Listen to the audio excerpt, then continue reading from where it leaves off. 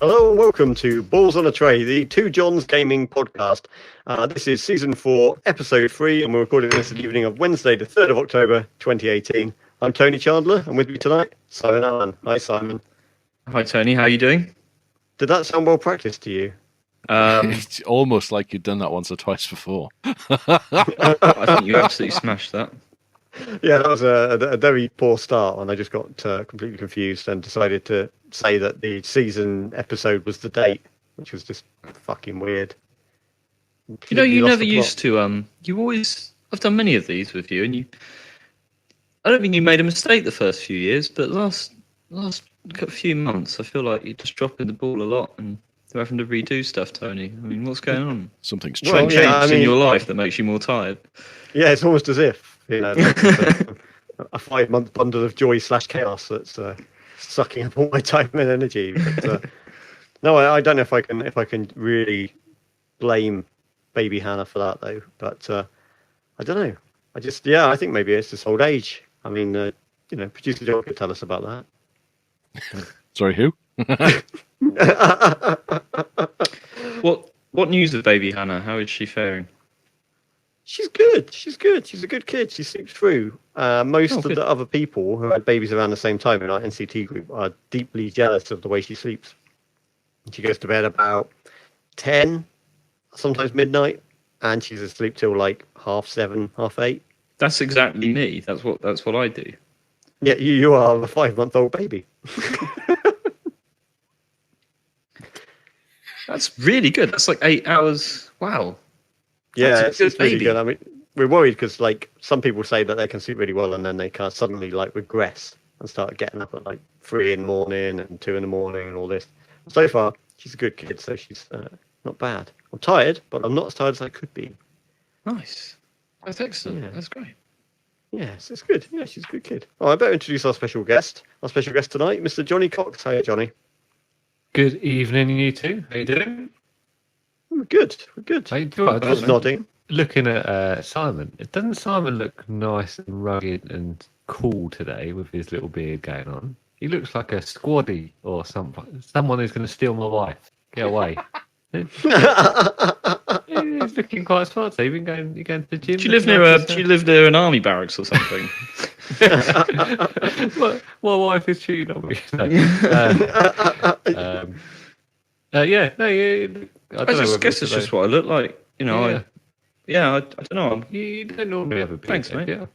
No, I don't know. I try to grow out. The problem is, right, I've got quite a young looking face, so it's nice to have the beard because that makes me look a bit older, and I like having the beard. I actually just like having it, but at a certain point I have to shave it off because it gets really doesn't look quite right on me. Yeah. And then I get shaved off. There's loads of salmon in it, and the beard gets shaved off, and then I look really young again, and that's really frustrating.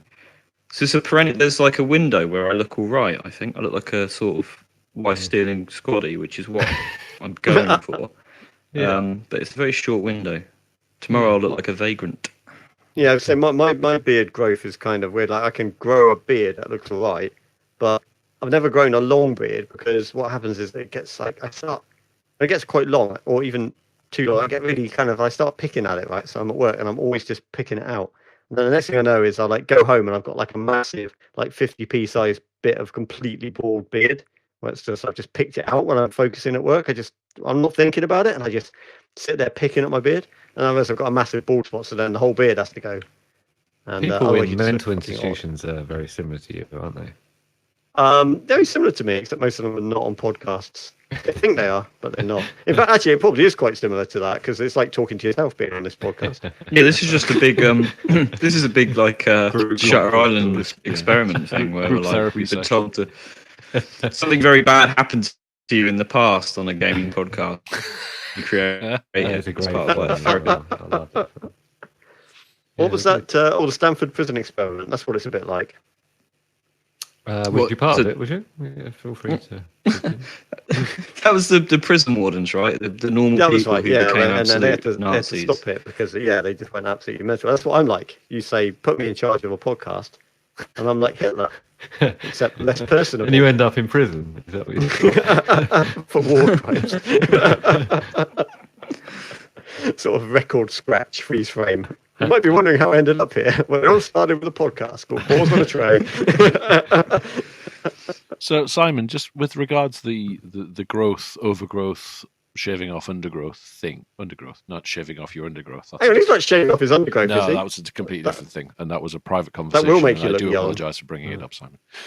Makes it look longer. Could you not just because I have a couple of pairs of just trimmers which you can adjust the length on. Yeah, and every couple of days, just yeah. do a quick whiz, and then you keep it about the same length. So what I found is the higher setting on the trimmer doesn't appear to do anything, and then the minimum then the next setting down just shaves it, so it's I'm really clean shaven, but I don't know, it's just, I think it might be the settings on my trimmer, the little bits of plastic you put on aren't quite right. I don't know, I've written a few letters, but they're probably to the wrong companies. Scale Extricts you don't get any replies from them. Sent them to Ava Braun by accident. You'll never get a reply from her. She knows nothing about that sort of stuff.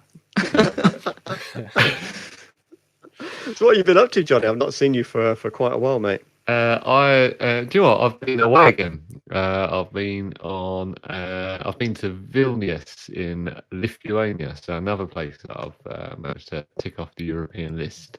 Went for my brother's stag before do. it's too late. Yeah. Before I go to Daddy jail.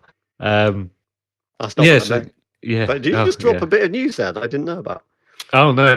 Actually, it's something that's on the agenda, but don't worry, it's not current. It's not happening. It's not happening, but it will do eventually. Unfortunately, when you get married, you just can't stop it, can you? The clock No. eventually you gets can. louder and louder. You can stop it. No. You can. Well, it only takes about 20 minutes, but you really can stop it.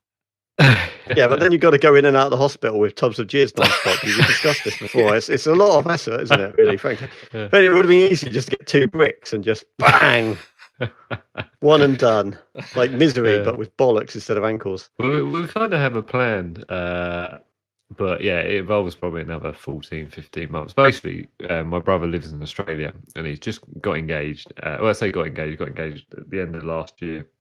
And he's getting married next November. So the only time that he was over in the country with his future wife was the last 3 weeks. And so his English friends organised a stag away from home. So he's flown all the way to from Australia to London, and then all the way to Lithuania. That's what I want. More time on a fucking plane. Yeah. But it was quite tame actually. But I've come away with one really good stag story and one what the fuck happened. So basically we got to Lithuania, right, and went to Vilnius, and a lovely little walled city, actually really, really nice, really, really pleasant, nice weather. Went to go on the beer bikes. Always wanted to go on a beer bike. Sounds so much fun. 30 litres of beer, cycle around the city, get to see some sights. Hang on, how could you still cycle after 30 litres of beer? That's fucking remarkable. Well, I don't know, because it got cancelled annoyingly. And do you want to know why it got cancelled? So the only beer time, shortage? No, worse. Brexit? Lithuania was invaded by Russia. Oh, very close actually. On the only time in my entire life where I was in a position to go to Lithuania and go on beer bikes and get taken around the city by a lovely Lithuanian babe is the weekend that the Pope visits. So the whole town was on like lockdown. No cars, no nothing like that. So everything just went to shit, basically. So the Pope fucked up the stag a little bit. That sounds like he was attending. Yeah. Silly twat. He crashed up the stripper, caused all kinds of problems. He crashed his bubble car into a hen party from Dudley. It banged into a guy carrying loads of cups of jizz. I've just got this image now, like, like you can get like a sort of girl in a booth kind of situation. Right? I've kind of got the image of like the Pope in his little booth, looking through the stripper in her little booth. I was just like doling out the dollars. Make it rain. But the other thing was, my brother probably doesn't appreciate it, but I actually come away with a really good stag do story. So unbeknownst to me, my brother and I, we haven't really been out drinking before, even though he's older and we're in our adulthood. But he's always been away from home, so I never really sort of got to go out with him. But there was 5 of us or so that went out for a few drinks, and as you can imagine, it just gets we get drunk. We get quite drunk. One of my we stayed at an Airbnb just to set the scene, and the idea was that one of his guys wasn't turning up till 12 o'clock at night that Friday night. So what we did is we went to the Airbnb, left the key in an electrical box outside so that he could get in, drop his stuff off, and come and join us. All right. After dinner, 10 o'clock, my dad's like, right, I'm too old for this. I'm going home. I'm going to go back to there, and I'll make sure I put the key back in the electrical cupboard. We went out, got on it, drunk, got incredibly drunk. He joined us after dropping his stuff off. More drink. There's that point where my brother was at the point of no return, where you just feel ill, you feel sick, like you just can't wait to go to the toilet. You can't stand, you can't walk, you can't talk. So this was 1 o'clock. My brother went home with the best man, and like me and his mates stayed out for a long period of time. So I stayed out till about 5:30. Got and decided to go home. Went back to the Airbnb. Had to go up like up a lift to get to the 4th floor, which is where we were. And you know, there's that point in your life where you want your eyes to be able to record what you see. Right, yeah. This was definitely one of these moments. So 5:30 in the morning, I walk out of this lift, and all I see is my brother squatting against the neighbour's door, shitting on the floor, sick everywhere. Like the best man's hugging the doormat next to our apartment. I said, what the fuck's going on here? And he's like, I'm so sorry, I feel so ill. And but the door was locked, and he took the key with us, and we've been stuck here for 4 hours. It's so painful. And I was like, what the fuck is that smell? He goes, I'm sorry, it's just everywhere. I couldn't get in the flat. There's no corner about it. It's sort of like everywhere. I was like, I do what, I can't stand it. I can't handle this. So I went back downstairs, and the other 2 guys were not far behind me. I said, look, you're going to have to come up and have a look at this. I have no fucking... Have you got the key? He's like, yeah, I've got it right here. I was like, well, they've been locked out. Basically, they went back at 1 o'clock, knocking on the door. My dad's like, it's actually locked from the inside. I can't get in. So I can't let you in. You've got to be stuck out there. My brother, in the state that he is sick everywhere, and then needs the toilet, shits everywhere. And then we come up, let him in, and it was a bit like a bush tucker trial. Like, we're trying not to be sick because of the smell, trying to get this key in the lock. I'm like shaking, trying to get in. He rips it off me, runs in, puts all of his stuff in the shower, goes out, clears up, takes all like tissue paper and all this to clear up next door's doormat and floor. Sticks in the toilet floods. There's shit. there's shit everywhere. Like, literally, like, he was going fucking ballistic, but then he passed out. And then, like, my dad goes, everything all right? It's like, yeah, don't worry, stay in there. Next morning, Dad gets up. He goes, I just need a toilet. I said, where's some trainers? He goes, why? I said, you'll find out in a minute. And you just hear him splosh into the downstairs toilet. He goes, what the fuck happened last night? And my brother was complete write-off for that entire day. So yeah. So your dad was sealed in the room. Yeah. Only able to peek out through a tiny hole and see what was happening.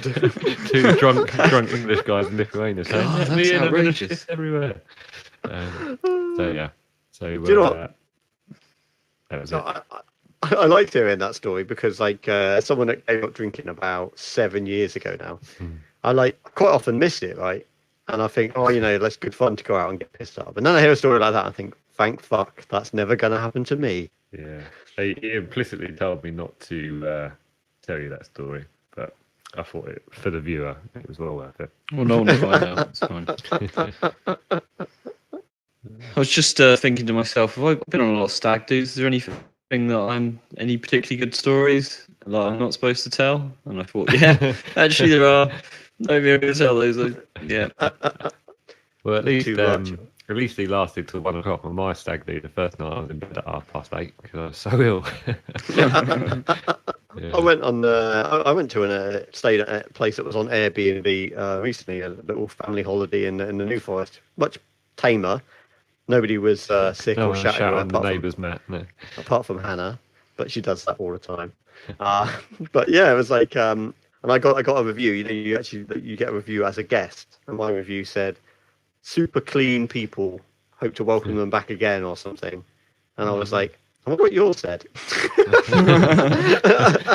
Shit everywhere. Bathroom 3 inches deep in water. Would not recommend. Seemed to effectively repel a demonic invasion. 5 stars. I love the fact the Pope partially ruined your stag weekend. Yeah, bastard. Yeah. Yeah, we did have the opportunity to watch him have a little talk, but we decided to watch football instead, which was much more entertaining. Was he doing the rounds in the pubs? Was he? Yeah, just coming in. Yeah. Yeah. No, apparently it was a talk down the road, but we there was loads of people with like flags of the Pope and stuff like that. Flags of the Pope. Yeah. Does the Pope have his own flag? I'm curious. Is he like a sovereign nation? Well, the Vatican's us. Yeah, but the Pope himself. I mean, like, is he like like a one-man nation? He is a law unto himself, and so's the rest of them. Maybe not a popular opinion, but it is. Well, I suppose we should probably talk about some actual gaming stuff at some point, and now it seems like that point. Before we go into what we've been playing and stuff, we don't normally like pick up on news and stuff too much, but I'm interested to know what you guys make of the news that Sony are finally going to open up Fortnite to start with to crossplay amongst different consoles.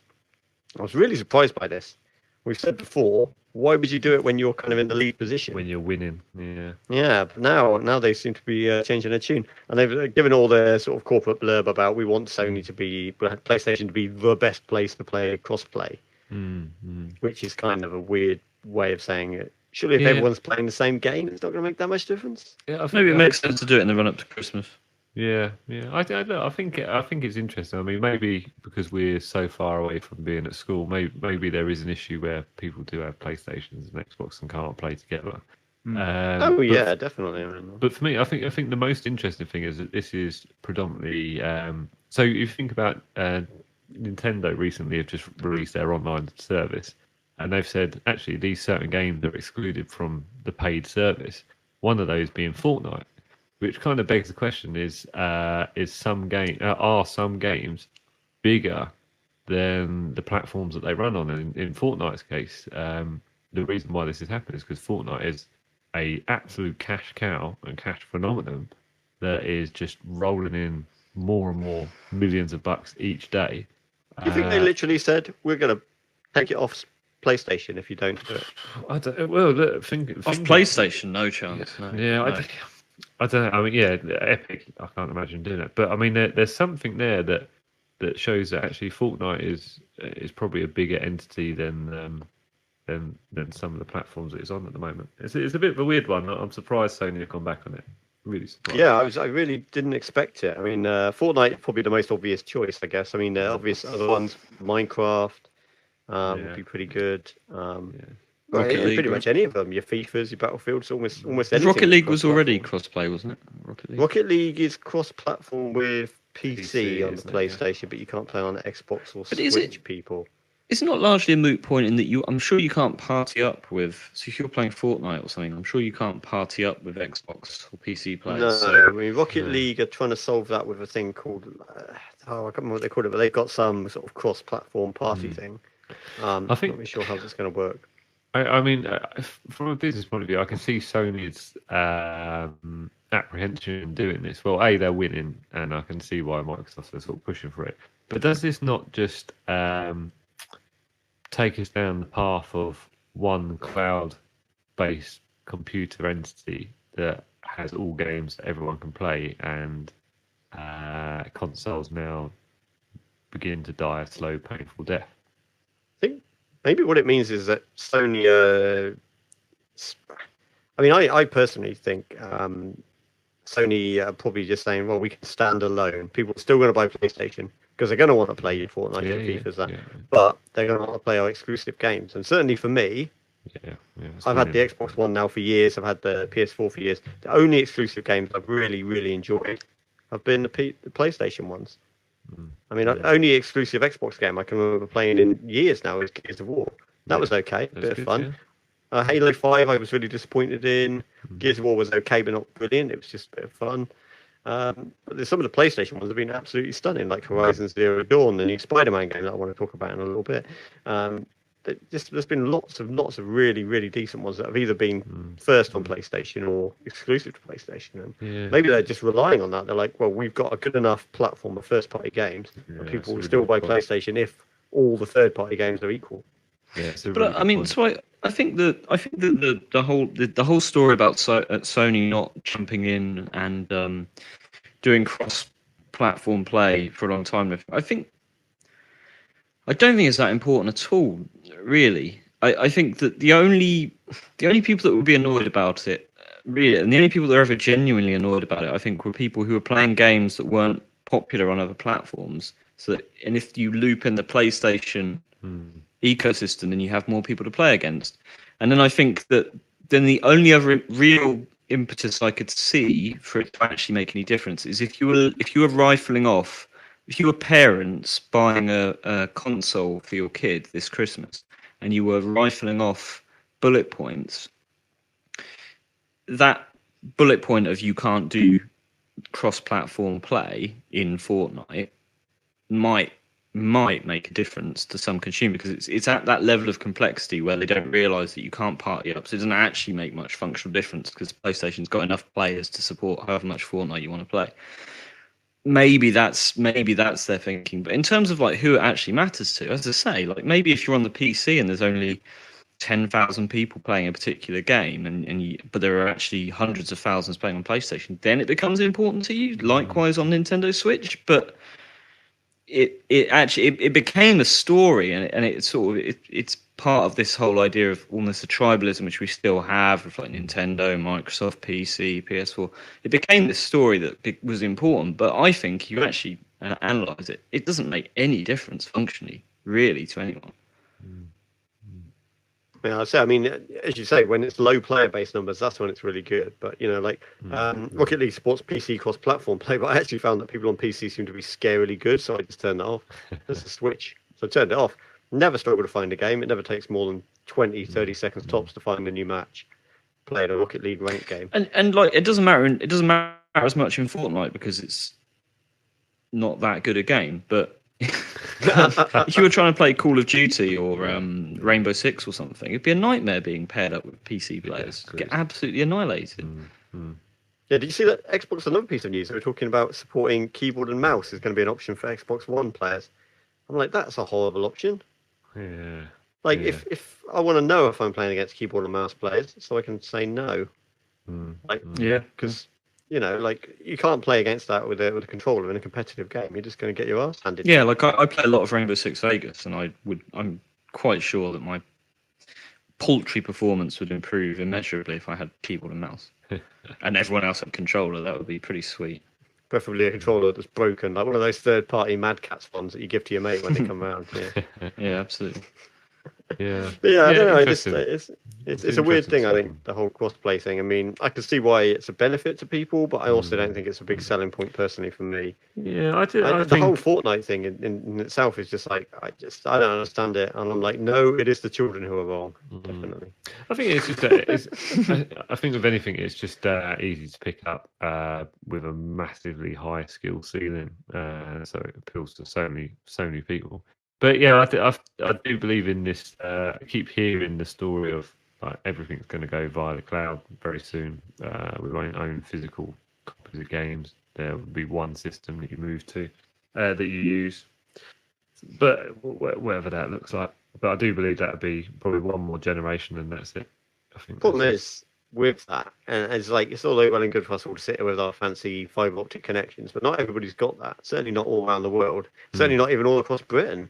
Plenty of places in Britain where you just don't have a good enough connection to watch Netflix, let alone stream live video games. And I think people forget that. It's easy to forget that. We're all sitting here with our fancy computers and fancy internet connections. And well, I'd struggle. I mean, I was holding back on buying an Apple TV because I've got 15 megabit per second connection here, which is quite fast. But Apple and Netflix say they want 25 megabit per second. So 25, really? Yeah.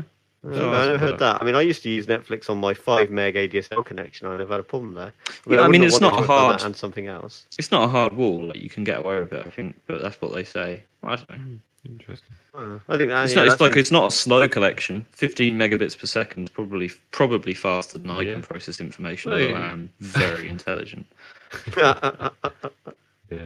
And humble too. To boot.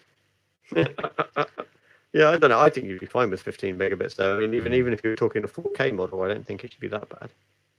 Netflix does some wonderful stuff with compression. It's just some of us live in forests, surrounded by conies. You have to bear that in mind.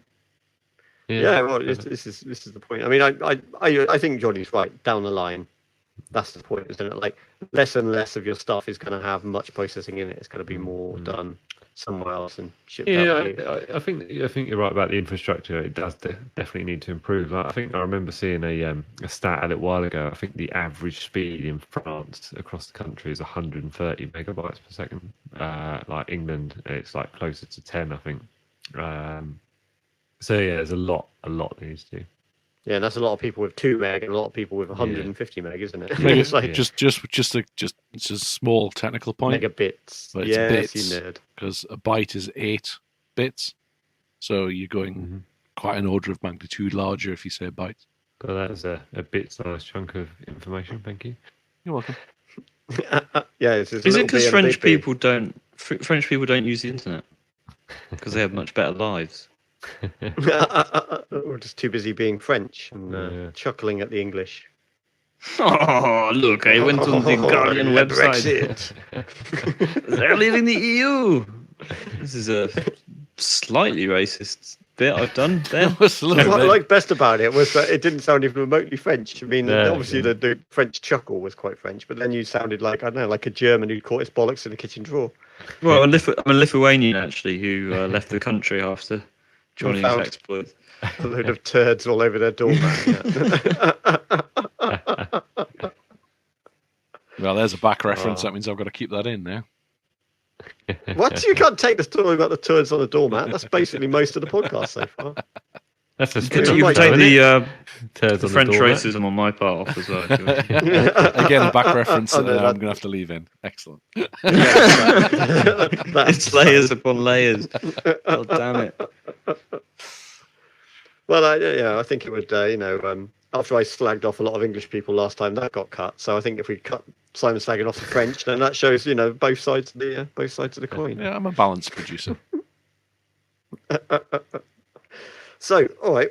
Well, what have we been playing? Tell you what, Jonny, you've been playing Spider-Man, so you start on it, and then I'll chip in my bit. All right. So, we're all in agreement he's the best superhero, right? Up till now, in terms of Batman. games, the Batman game's always been my favourite. I wouldn't say I was particularly a Batman guy. Yeah, in terms of games, Batman by all means. But in terms of superheroes, he is the best, right? I don't know. I mean, Superman's the easy choice, isn't he? But he's a bit too OP, isn't he? He's like, it's like cheating going for Superman. Do you know what? I think Spider-Man's the best because he's the most relatable. Having just watched a Doctor Strange movie like 2 days ago as well, I'm like, he's fucking ridiculously overpowered. Like, how come he doesn't turn up and beat all of the baddies that the Avengers struggle with? It looks like it would take him about 3 seconds to kick the ass off everything. Yeah, it's just this. Well, they've got to keep it fair, I guess. But Doctor Strange, I think anyone would be good if you were Benedict Cumberbatch, just for the name. Brilliant name. Which one is the one with the cape? The superhero with the cape. Flying cape. Let me think about that. Also has a cape. The one with the superpowers. With the cape. Cape. No, if you're talking about Doctor Strange has a Yeah. cape that kind of flies to him and then kind of protects him. That's Harry Potter, isn't it? No, the one. It's something really bad happens to him in Infinity War. It's Paul Bettany. Yeah. Yeah. Yeah. You know the one, right? Yeah, You mean Vision? Yeah. Vision. That's Vision. it. Vision.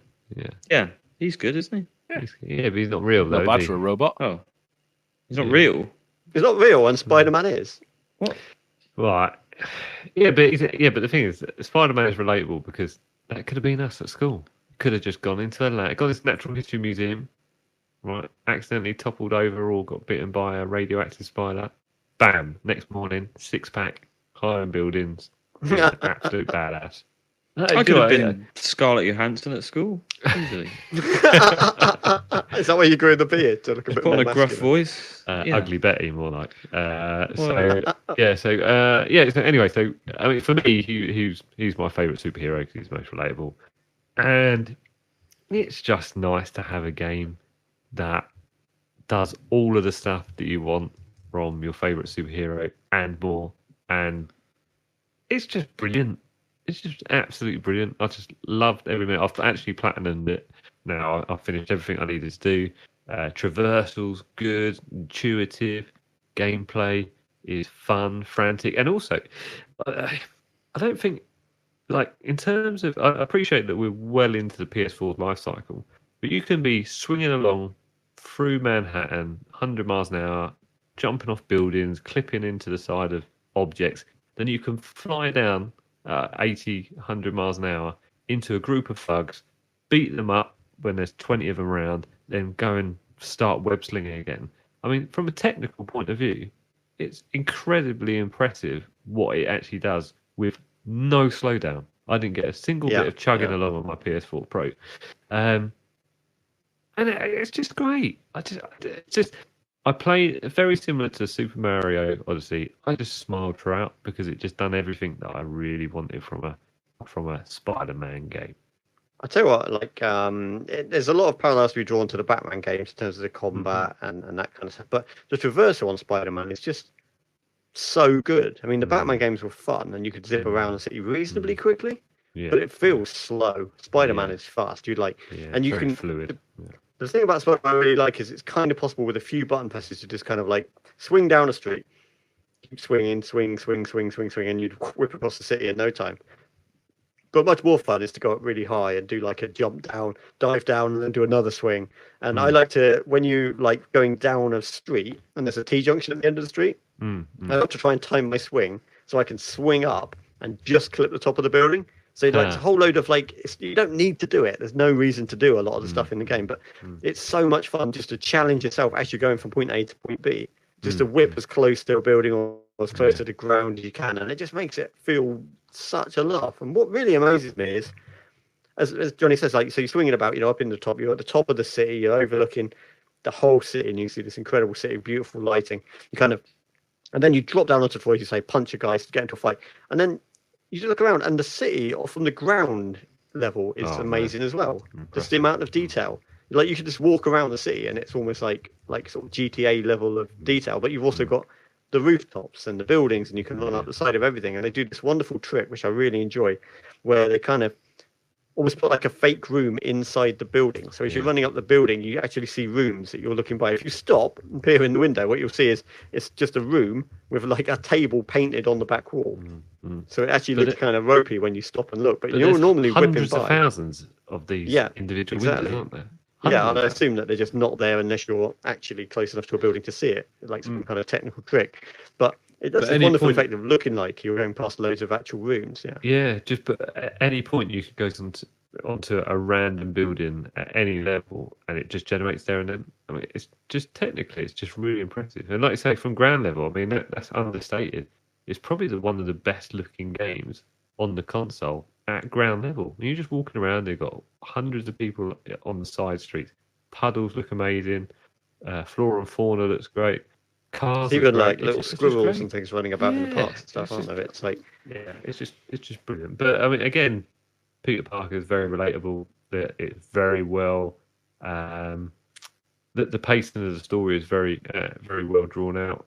His relationship with MJ, and also more importantly, this is a story that it's not an origin story. He's okay with being Spider-Man. It's 8 years in. He's in his 20s. He's accepted he's Spider-Man and this is his job and this is his problems. And it just kind of goes from there. But it doesn't feel like it's a jarred entrance. He's just Spider-Man and he's going about his business like Spider-Man does. I mean, for me, I'm not like a huge Spider-Man fan or a fan of any of these type of comic books, or even a particular superhero fan.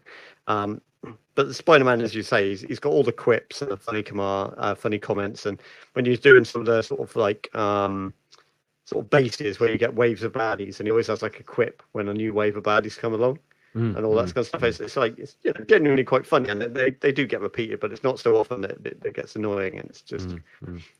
And the combat as well, like the stuff they've added using the Spider-Man ability. Like I say, I always loved Batman, and those combat abilities are really cool. But it's like Batman turned up to 11. Like the swing kick is one of my particular favorites, where you sort of jump into the air, grab the thing, and then create a web and swing down and kick a guy over, and then just. What does make me laugh though is you can like Spider-Man doesn't kill people, but you can boot them off the top of a 500-story office building, and then they somehow survive.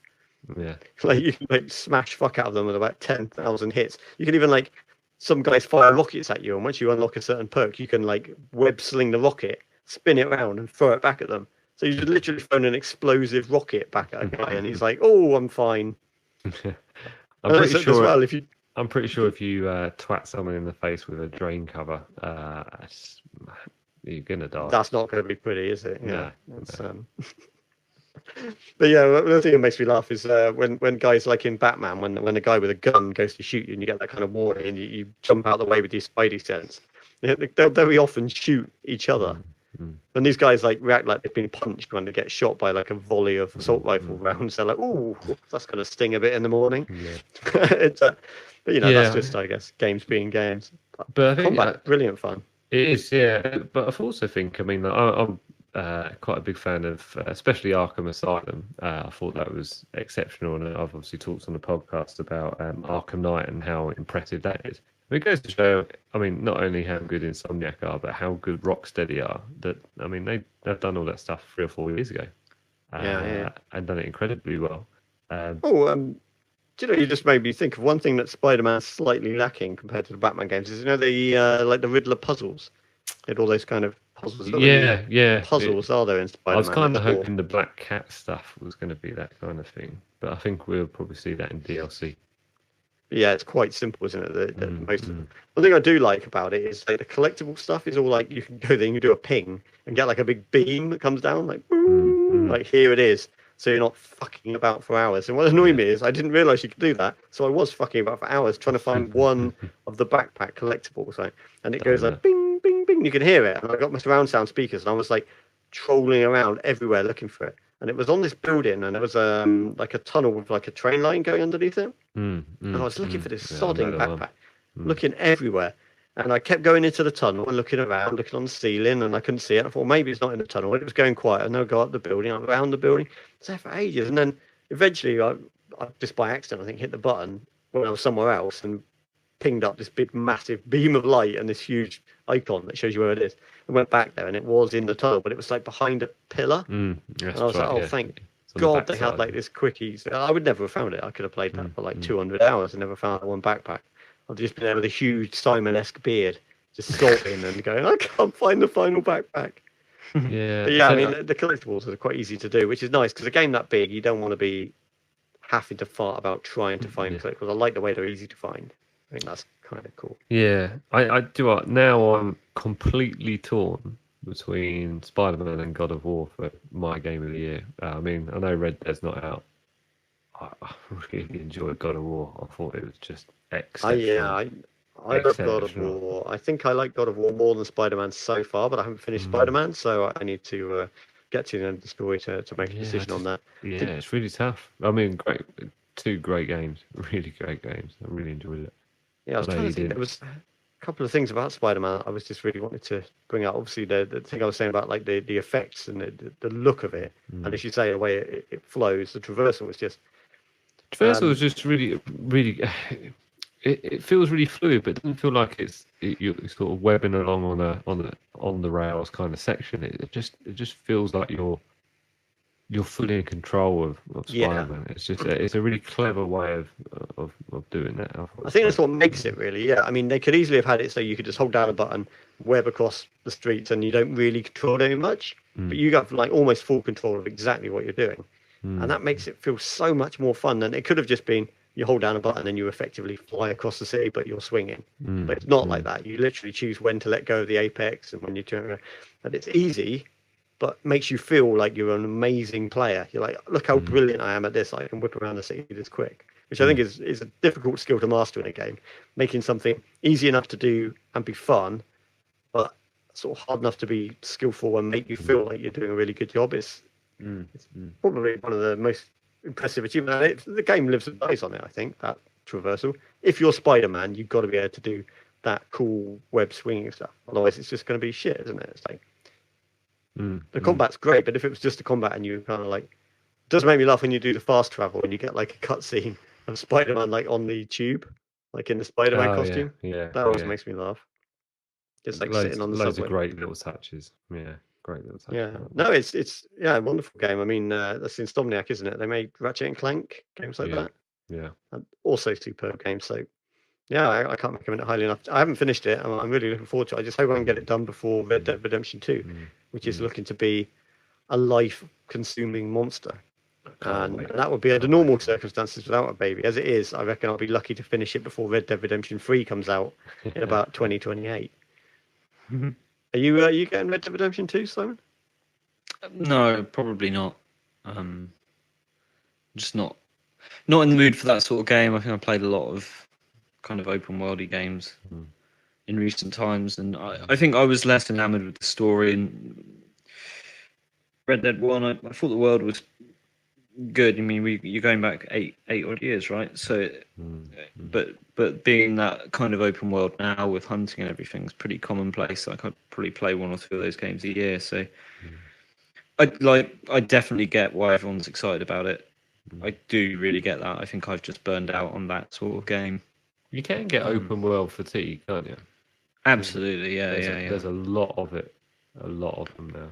And I think you probably would forgive it. You look at the story and think you might, but a lot of people probably do have open world fatigue. But they look at that story and think, "Oh, I'll play through that." But I just kind of look at what I've seen, and I didn't enjoy the first game story that much. So I probably, I don't know. I'll wait and see if you know.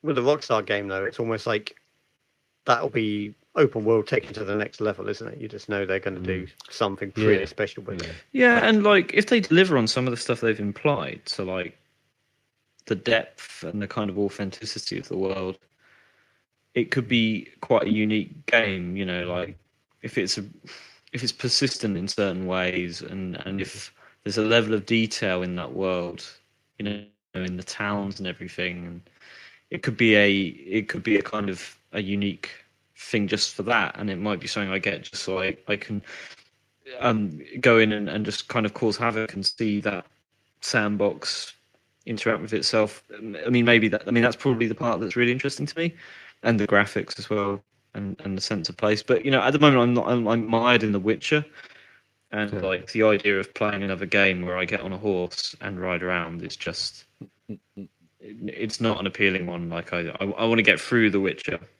The problem with The Witcher is it's like producer John's dick. It's too big and takes a long time to load. Bless you. I thought that one earlier. And it was handcrafted by a team in Poland. But yeah, it's so I don't know about Red Dead. Like you know what I'm like. I'm always whinging and trying to bring people down. What do you think of the? You are a contrarian, Simon. What do you think of the wind in The Witcher 3? The wind, the atmospheric, the wind rustling through the trees. Oh, it's fantastic. Never played anything like it. It's great. It's just I must be 70 odd hours in, and I'm playing it. I'm thinking never again. Like I'm playing this game, and I'm thinking like this is the most incredible.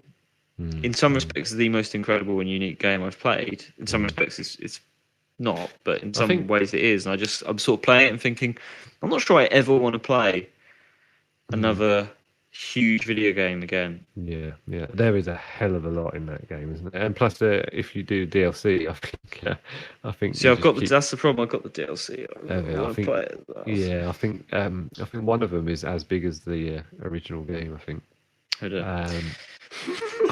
What did you think of the Bloody Baron?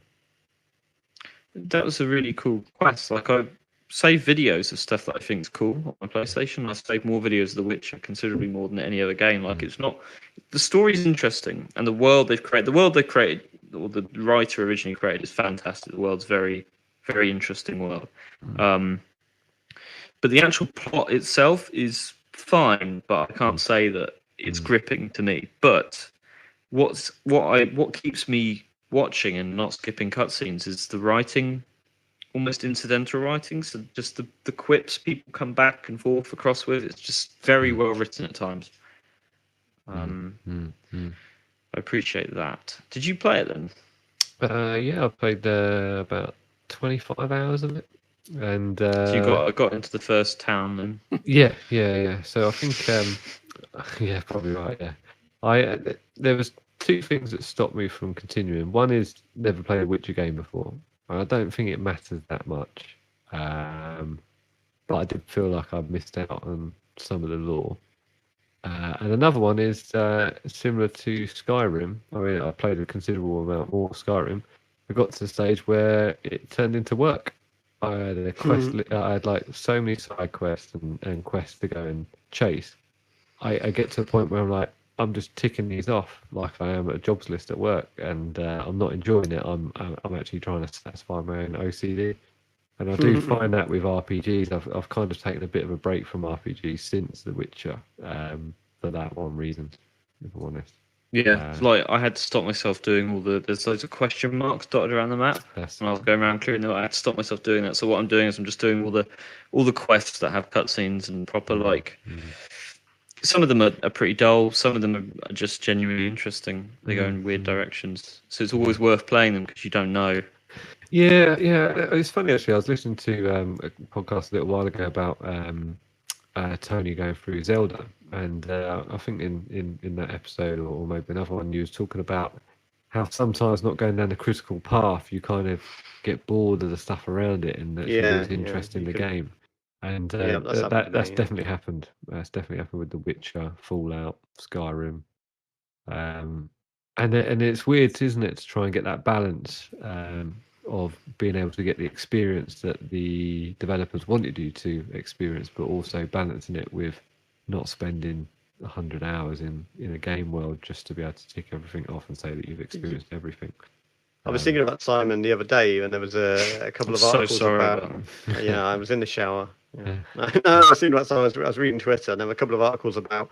I think it was from like Polygon, and it said new Assassin's Creed really gets going after the first 15 hours. And I just thought of Simon going, for fuck's sake, like you're bored of a game by 15 hours, and they're like, this one takes 15 hours to get started. You know, I dread to think how big Red Dead Redemption 2 is going to be, even if you just play straight down the center line. Actually, Johnny, how long is Spider-Man roughly? Because it's interesting. So I done everything. So again, going back to the whole point of bit of open world fatigue or trying to do everything. What I tried to do is that because Manhattan, although it's pretty big, it's pretty self-contained. There's plenty there to do, and it's not too far out of your way to be able to get from one point to the other. I kind of done a story mission, went collecting for half hour. Done another story mission, then done a side mission, went collecting for another half hour. So I tried to do it so that at the end of the game, when I wanted to satisfy my OCD and collect everything, I wasn't stuck at the end hating the game because I was just ticking it off. I was trying to mix it up at every opportunity. So I reckon if you do everything, probably 20 hours maybe. No, that's not too bad. I mean, if we're talking about doing everything, I mean, even I can find 20 hours over a few weeks. Yeah, you can do the main story in comfort. But yeah, I mean, there's a tendency to like be whipping about the map and you see an icon for like a backpack. You shoot over there, and then when you go on your way there, you see a crime or a car chase or something, and you just drop down and get involved, and then you're whipping across to the next backpack, and you see another thing happen. And because sometimes what I find is when you do those extra side bits, especially in RPGs, you then get back to the main story and you're like, shit, I'm like 15 levels above where I need to be for this, and so and because you're such a journeyman in this world, you find that the profound parts of the story doesn't have that much of an impact on you because you're like, well, I've been to that place, or I've been so far in things that actually that's not that big a deal in the story because I'm big enough and ugly enough to take it take it all on. I definitely found that with Fallout. You know, I had all this shit, and then when they go, right, here you go, here's a special piece of loot, I was like, well, I've already got something better than this because Yeah, I I've had that in used Zelda a bit. Like radioactive here's bear. our precious village heirloom sword. I'm like, that's shit, isn't it? Yeah, and Threw it in a that's bin. why. I mean, Zelda. Although I did enjoy Zelda, 40 hours in, haven't finished it. I get that fatigue where it just turns into a jobs list. I don't know with Zelda. I mean, there was a lot going on, but I didn't. I think with Zelda, I didn't go as mad on the stuff. I Sometimes, did get a bit fatigued with it, but I appreciate that the critical path is probably the most obvious critical path. Yeah, these 4 things, go and beat them, and then go and beat the final boss. Like, it's probably the most simplistic critical path. But sometimes I quite with Spider-Man. It tells you, right, this is the main story, this is a side mission, and these are the other things that you can do that do not matter if you don't do, but go and do them if you want to do it. Whereas RPGs these days are, here's the main story, side mission, quest mission, and then a little noddy mission of collecting stuff, and then maybe if you bump into someone, you get something else to do with, I don't know, I was drunk and I got mugs, go and get that mugger. And like it kind of blurs the lines between what is the essentials and what is going to satisfy my OCD, I guess. And that's what I get frustrated with. I quite like the critical path with a couple of deviations, but not much more. Maybe that's a time thing, or maybe I'm just getting old and grumpy. Maybe I think it's a time thing. probably the two things are basically together, aren't they? I mean, generally in my experience, people who get older have got less time to play games and stuff. Yeah, I'm definitely finding with like I had it with Tomb Raider to some extent, although I really enjoyed Tomb Raider and then just stopped doing stuff around the edges. That was a bit different. But Witcher, I still want to get through it, and I probably will get through it and all the DLC because I generally just really enjoy the game still, which I suppose is rare in itself. But Hey, do you I find it am hard? playing. Are you finding the Witcher It was at hard? first, but I read quite a lot of information. I was careful to pick some sources that gave me some non-spoilery tips. So like how the systems worked. It's a complicated RPG game. Like it's not a game you can just recommend to. You have to be a video gamey person to play it. But but I'm playing it, and it's I reckon it doesn't have a timer, but I must have put 70 odd hours into it already, and I think I'm probably halfway through the content, which is just mad. And that's content. That's not grinding, whatever. That's like cutscenes and missions and things. When I'm playing it, and I'm thinking, I've talked about this before, but the way I consume video games, I think, definitely changing. And the way I wouldn't have bought The Witcher now, but I already had it, and it was bought for me as a present at one point, so I thought, I'm going to play through it. But I wouldn't embark on this now. I wouldn't buy that game now, and that's why I kind of look at Red Dead Redemption. People, I'm not signing up because I think the way I want to use video games is to play things like FIFA and Call of Duty, and maybe a new game comes out that's 8 hours long, something like The Last Guardian or something, or The Witness comes up, and I think, that looks unique. I'm going to play that. Yeah. But I think the way I consume games now is I'm not going to sign up. I'm not going to buy games like The Witcher or Fallout or the new Elder Scrolls or whatever and play them all the way through. I'm just not going to do that anymore. Like I think because I'm trying to read more. I'm trying to watch TV shows and like all this balance. Whereas in the past, I just played video games all the time. Yeah. Trying to get that balance, and something like The Witcher is just anathema to that. Like it's just you can't. The idea of getting through The Witcher in a timely fashion, I've got to put a lot of time in all the time, and I kind of don't enjoy that part. When I'm playing the game, I enjoy it, but I kind of I want to get through it so I can start reading a book or something. Does that make sense?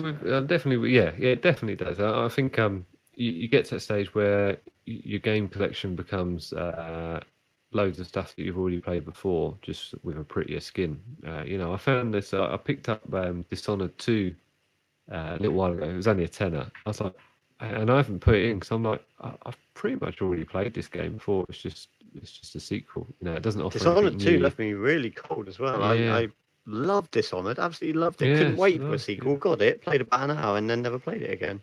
Yeah. Don't know why. Just didn't click with it. Yeah, I'm definitely with you. You crave something a bit different from your free time. I'm with you on that. I think there was a certain appeal to, I don't know, for a long time in my life, like playing through something like I don't know, you pick any game that has all the Assassin's Creeds. Like I just used to religiously buy them and play them every year, and I do everything in them and get absolutely everything. And I think that there was a time, quite a long period in my life, where it was like that's what I did to almost relax. Sometimes it wasn't relaxing, but that's kind of what I would do. I would sit and clear up a map and complete a game fully. And I think now I still want to play video games, but I go to them for something different now.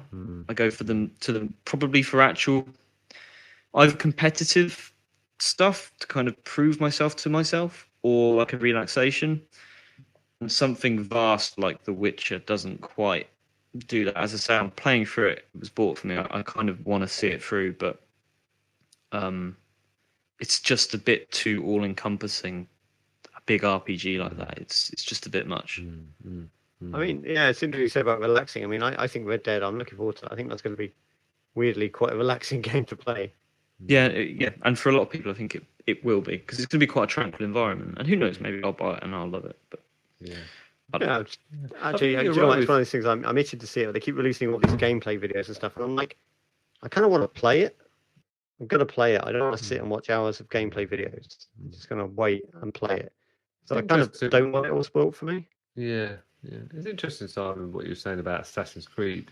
I mean, like, obviously, new ones coming out, Odyssey, and a couple of gameplay videos, seen some video reviews, and they're saying this will happen. And what you're saying, Tony, about it really gets going after 15 hours. Literally, look at that, and I just go, I can't be asked. Can't be asked. Give me a bit more. I think for me, I want a little bit more instant gratification for my games. And yeah, there'll be a game that I'll probably play for 30, 40 hours, but really you need to kill it every single minute that I'm playing that game for me to really enjoy it, I think. I have to say, I mean, I'm always going on about it, but Rocket League has become more and more such a perfect game for me. I've got less time to play. I can jump on. Got Rook, who's on the podcast sometimes. He's like always on.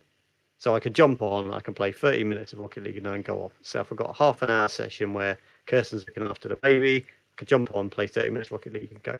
It's brilliant. 5-minute rounds, bosh, I get 2 or 3 rounds in and that's it. And it's great. That's really good. It's worked really well for me. That's the sort of time I'm getting. Sometimes I get a longer spell and I'll sit and play Spiderman or GTA or whatever. But in general, I'm getting short sessions. So short, punchy things like Rainbow Six Siege that Simon mentioned earlier. It's a good example of a game like that where you can just play it reasonably short bursts. Although you need longer, really. You probably need about half an hour, don't you, for a round of Siege, probably? Yeah, probably just about, yeah. But it's right. I think, and that's kind of, I don't know, like many people, I used to, video games was my main pastime. So, like, I would have relationships and work and everything, and then after that would be games. So it'd be like, if I've got free time, I'm going to play games. It's just, which game do I play? And I think now it's like, what I kind of, as I say, I'm undermining myself with what I'm doing with The Witcher, but it is a bit of a special case in my head. But like, what it will be now, I think, is okay, I'm going to play 45 minutes of Call of Duty tonight, and then I'm going to read a book or watch a TV show. And I think in years past, it's been like, no, I'm going to play Game X for 3 or 4 hours tonight, and then go to bed. It's like a different use case or whatever, I suppose. But it's sort of what you're saying there, Tony. But yours is, you've got a kid. Lifestyle training. I've just got this bottle of gin here that I have to look after, which I'm doing a very bad job of, actually. I mean, without sounding horrible, John. I mean, obviously you've seen more winters than all 3 of us. Combined. Thank you.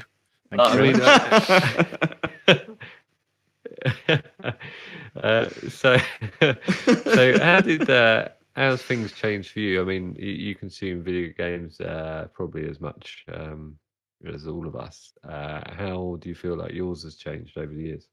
Well, I was thinking about this in the car the other day, actually, and I need something that's...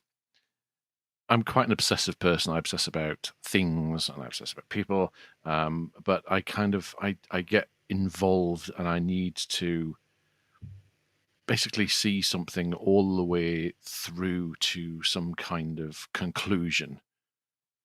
So I think that's why games like Mass Effect, Uncharted, Tomb Raider, that kind of thing. They give me a narrative path that I can go down. There's bits off the side and all that kind of stuff. But there's a path that I can follow that I can just become completely enmeshed in and work my way through to an ultimate endpoint, and that sort of fulfills that obsessive cycle. I can get completely into it, and then I reach the end, and it just kind of works for me. I'm done then. And things like I got two Fallout games, and both of them I quit, just stopped playing, switched the machine off, took the disc out after probably a couple of hours, because I was presented with an environment and basically said, there you go, crack on, just get stuck in. I was like, I don't know what to do. Tell me what the goal is. I don't have a direction to follow. I don't have a story. I need something to hook it into. And I think that's a function of getting older, knowing myself more, and understanding what I want out of a game. And it's not something just massively open world and directionless. And I think also the whole everything's online thing. I've always played solo. I've gone online a few times just to try and find out what people like about it, and the experiences reminded me why I don't like playing online games with other people. I need a story, and I need something that I can do, I can focus on, that drives me through, and just fulfills that requirement. So yeah, maybe I know more about myself now, and I know what I like. So you never played Minecraft then, John? No. Minecraft isn't for me, Tony. You know that. No, I was just thinking though, because like Minecraft's so much your kind of game. You fuck off to the middle of nowhere, build a house, and you never see another person. You'd love it. Well, yeah, but first person, right? Ugh. You can play it in third person. Really? Well, no, it's not for me. Actually, yes, something where you're on the topic of John puking his eyeballs out at first-person games. I was wondering if you could even play Spider-Man, because that swinging pendulum effect is a lot of movement, a lot of swinging about. It's great, as we've discussed, but I was playing it thinking, I wonder if John could play this. No, he'd be killed. You just instantly die. You'd be killed. Which is weird, because it is entirely third person, but I think you'd be, buckets deep in sick. Yeah. You'd be like Johnny's brother after 10 minutes. Yeah, it's not. I split it very kind of simply into first person versus third person, but it's not. It's actually it's the movement of object on the screen.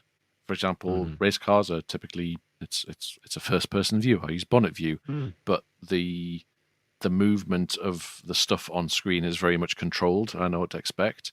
It's when scenery and objects sort of slew around and do that kind of stuff. And I have a horrible feeling that pendulum motion of swinging through cities and stuff that would not be good. Yeah, I don't think you should play Spider-Man, which is a shame, because it's a good game and it's third person, but you might still vomit. You could play it on foot. You could be a Spider-Man that just running around. Well, that's true, actually. You don't actually have to swing. There is no, no way you are. Those webs are probably environmentally unfriendly. You have to pay 5p for a carry bag in this country, so I'm imagining quite expensive. Yeah. I just have a feeling it's probably not for me. But also, I just wanted to. There are other things that I want to do with my time.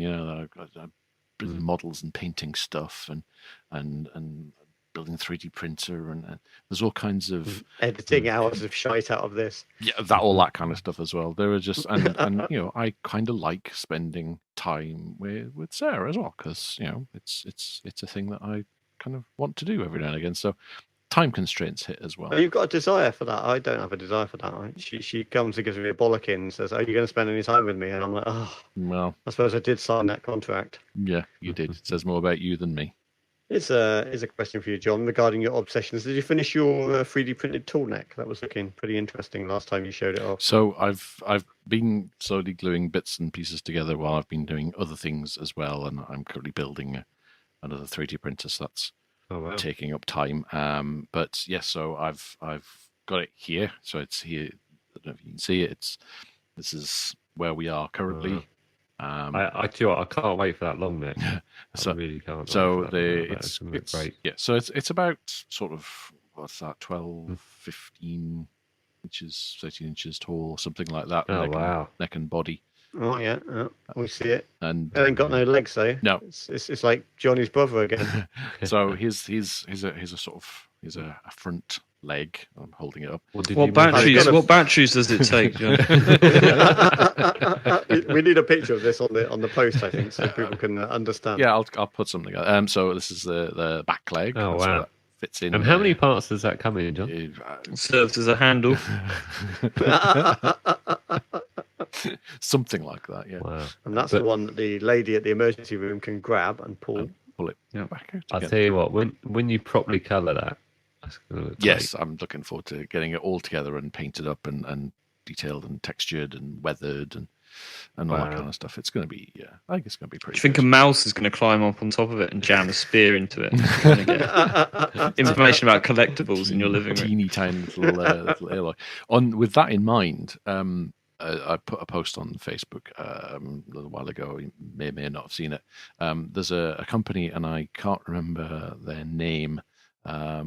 They're doing a tabletop version or tabletop game based on Horizon Zero Dawn.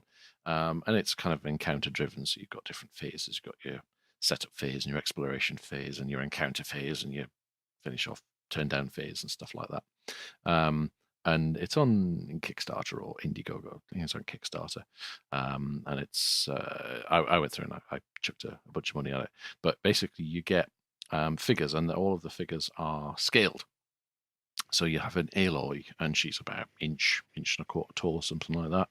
And there's a Thunderjaw, which is fucking huge. It's about, it must be close to a foot long, absolutely massive, and yeah, it looks absolutely superb. So, so you should have a look at that. I'm very much looking forward to getting all of those and playing with the bits and pieces. How much is it on Kickstarter?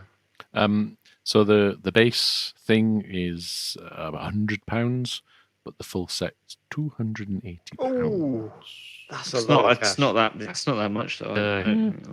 Well, I don't know. I mean, I'd spend that on like an Apple product in a heartbeat, but for a board game, that seems like a lot of money. Well, yeah. So I mean, the 280 is everything. So if you think of it as it's the base game, which includes all the figures and stuff like that, but then you've got the DLC content. So you've got expansions for Karja and for the Bannock and for various other things. There's additional add-ons of creatures and hunters and the other characters and things that you find in through the game, and also the last one that they put in, which was one of the social stretch goals, was a second bellow back. So you can do the fire bellow back and the frost bellow back, pit them up and stuff like that. So I think it's well. So you ever going to play this game, or are you just interested in the figures, really? Oh, it's just snakes and ladders, just with Horizon Zero Dawn Ludo. Yeah. I just look at them basically. That's about all I do. Yeah, I know what you mean. I mean, like I said last time that like I love the look of that new mini PlayStation, and I'd love to have one of those mini consoles for each different console, even if they were just models, because I think they're really nice little things. But in a way, I almost would rather not have the shit inside them, because that just pushes the price up. But I suppose that nobody's done that. Well, I just like to have nice things and have the things that are interesting. Like I bought the Horizon Zero Dawn soundtrack, which is on a number of beautiful white LPs, and they're just nice to have. And I might listen to them at some point in the future. Do you have a record player? I'm sure I do somewhere. Somewhere in the billiards room, probably under a couple of gramophone. With Professor Plum in the billiard room. Yeah. Mm. I've got a 12-inch copy of. I've got a 12-inch copy of Blue Monday by New Order somewhere, but I've never played that because I don't have a record player. Isn't that the most? Is that the most The biggest sold selling vinyl 12-inch ever? single of all time. Yeah. That's And the reason what- I have it. There's like a long-running joke with some friends of mine where every time it came on, I would turn around and go, "Do you know that this is the biggest selling 12-inch single of all time?" And that became a bit of a long-running joke. So now every time I heard it, and I used to have it for years as my phone ringtone. Blue Monday. What's New what's Order. the track? Blue Monday. By New Order. the feel Order. like we're- Yeah, You sorry. know it. It's been Anything on, like- pre-Spice Girls is It's just... been on like 10 million adverts and stuff. You would 100% okay. recognise it. So I also have as part of All right, collection. here we go. Unzip. John's got his This. 12-incher out. So I don't know if you remember the DJ Hero, various hero things and stuff. DJ Hero was a thing Oh, that yeah. happened. I gave away Oh, my yeah, controller yeah. for that. That was really good. So with the addition of the game that I got with the controller and all the other kind of stuff was this, which is a really, really nice, funky 12-inch. Oh, that's Oh, very cool. wow. I'll tell you what. That is cool, The yeah, get a picture DJ of that, Hero put it on there. soundtrack. It is really good. I sometimes listen to it now. Actually, Do you know what, it's actually really good. So on my games collection, that's an anomaly. So I've bought quite a lot anyway, but I haven't really bought some of the stuff that I missed out on. I might look for DJ Hero. How much do you reckon that is? No, it was great. I mean, it was kind of weird and funky to play with the different controls and stuff. But It was a good game. Yeah. Everyone said that. Yeah. Yeah, no, I got stiff fingers and stuff for the. It was Yeah, a I never played really DJ good game. Hero. I enjoyed the Guitar Hero games. I probably would enjoy that, but You could There's no probably time do it on. now with using mobile phones as the Yeah. controller. Game only. Oh, well. Game only is 50p in CEX. well, yeah, it's no it's good one of reason. those games that is entirely useless without the controller, isn't it? It's Oh, like, yeah. DJ Hero. Yeah, there you go. DJ Hero and turntable kit. We're selling for £3 on the 360. £3 I might- with the So you- turntable. You can buy the turntable kit on its own for £2. I've got to tell you, mate, those DJ Hero turntables are a burden. I carried one of those through life for about 6 years. Used it once, basically. Yeah, all these plastic peripherals. Yeah, that we used to. I've still got the Guitar Hero drum kit under my stairs, which is actually probably the best instrument in Guitar Hero because it's the most accurate. You literally just have to hit things at the right time. It's brilliant. It's definitely the most accurate representation of hitting things with sticks Do you know what, I've ever played. I'm going to buy this, and I'll let you know next time. Oh, DJ Jonny, next time he comes on, he'll have his cap on back to front, a little gold earring, a South London accent. Be having a great I time. can't believe how cheap that is. That's amazing. It's going to cost them Right, more so to we- post so we- it to me. So we've lost John to his record collection. We've lost Jonny to his CEX searching. So I guess before we lose the listener, it's time to hand over to Simon for Simon's game.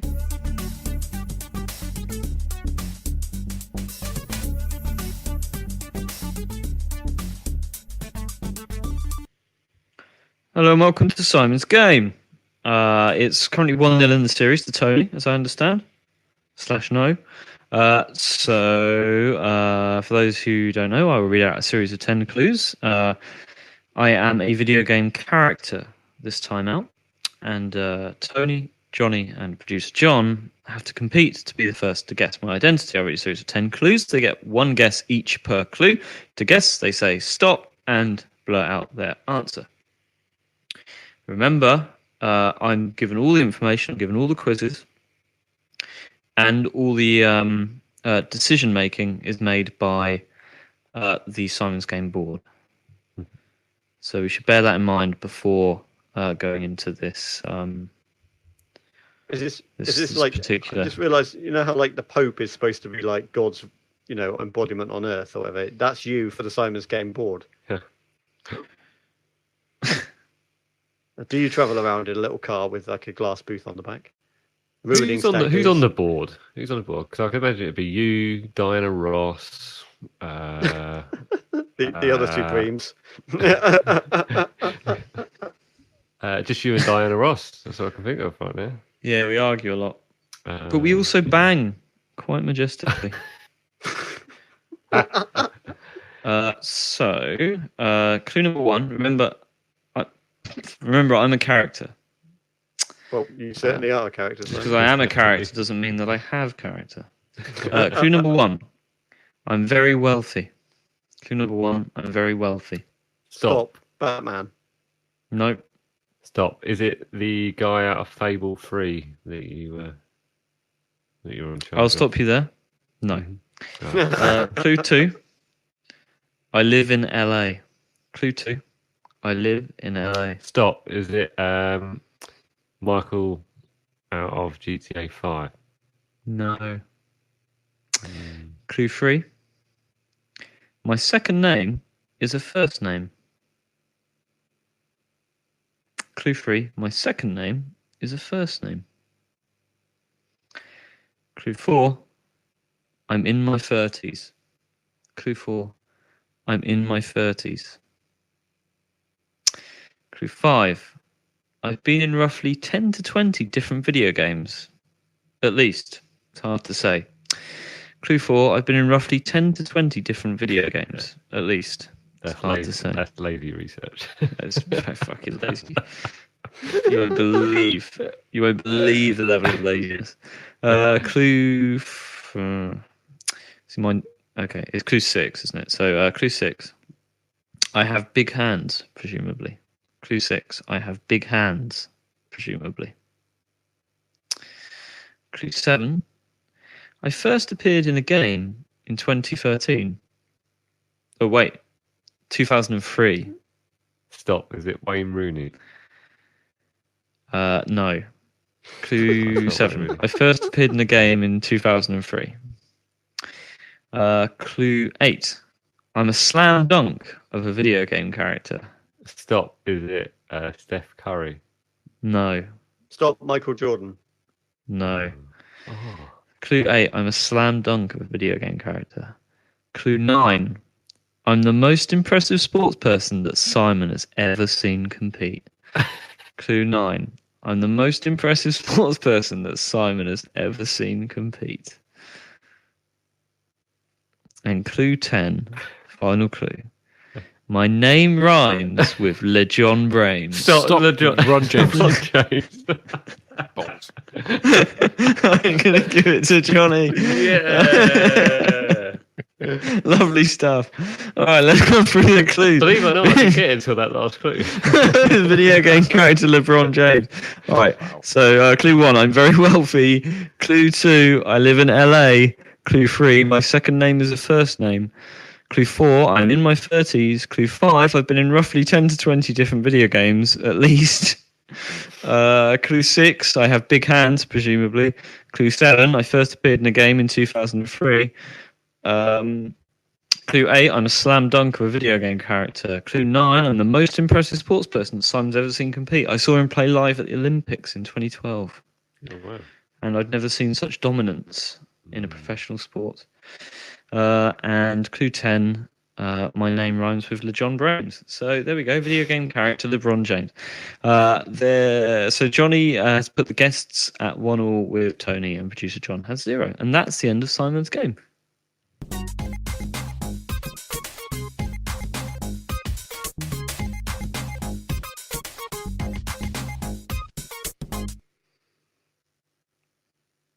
I didn't nailed mention it with Michael Jordan because Jordan's the first name. Yeah, We were very, very close. Yeah, like the I didn't mention that. Obviously, LeBron James has appeared in basketball video games. We figured that out. We didn't think he was in fucking Mario Kart. I don't think I even mentioned he was a basketball player actually. Yeah. But everyone Very got elusive. that. I'm sure. Very elusive this week. Oh yeah, it's big difficult one this week. Nobody's annoyed with it though. I can tell. I like the fact that when you was researching, you was looking at it saying NBA 2003, NBA 2004, and it's like, fuck it, I can't bother to count this. I'll just say, I'd say 10 and 20 games. How many NBA games have there been in the last 15 years? How many annual NBA games have been released? Well, the problem is that there are actually two, but it's on off. Sometimes there are two different ones. There's NBA 2K and NBA Live or something like that. I wouldn't know about that. It's all a load of balls, isn't it? Here's a lot of balls on a tray. Right, well, okay. I guess that just about wraps it up. So thanks for coming on, Jonny. Thanks for having me, guys. Yeah. Always good to have you. It's always kind of like when Jonny comes on, I notice the conversation generally goes up a notch. It's a bit more clever, a bit more intellectual Cerebral. when Jonny's on.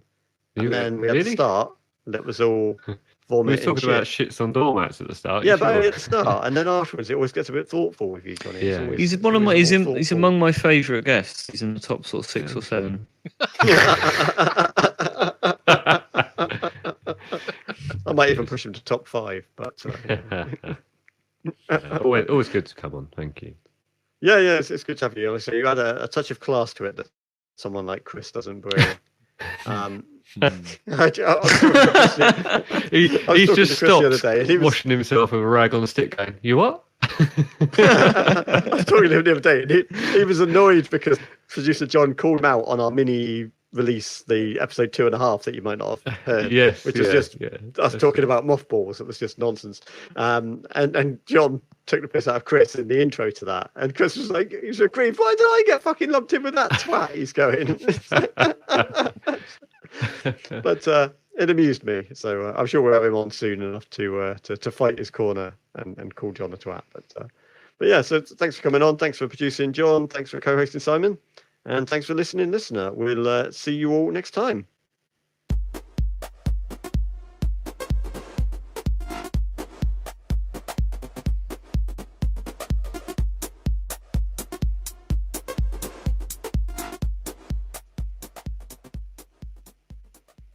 You know, I was disappointed. The last full podcast we had, there was fuck all at the end. No bollocks after the music. Yeah, I know that. Yeah, well, it was just kind of tailed off into nothing. So, yeah, so I just basically left it empty. But I'm struggling now. I don't have a title. I thought we were going to talk about Forza, so I was going to call it the Cone Wars, but then we didn't, so I don't know what I'm going to do. Oh, no. Yeah, why didn't you talk about Forza? No, I mean, I meant to talk about cornetos, actually. That's a shame.